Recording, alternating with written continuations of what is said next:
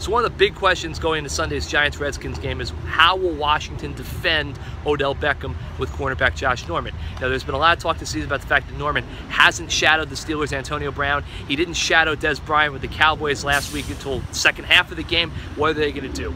Apparently, according to an ESPN report, Washington plans on having Norman shadow Beckham on Sunday. And what should the Giants do about that?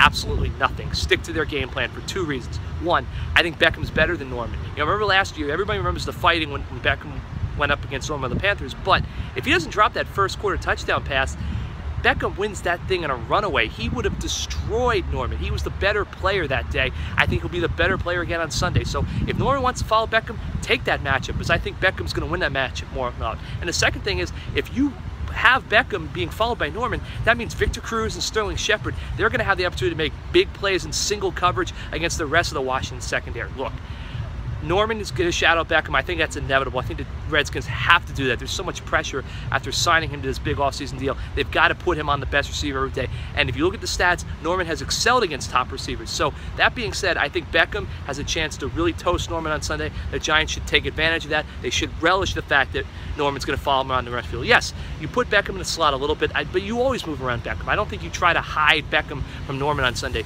You go right at Norman.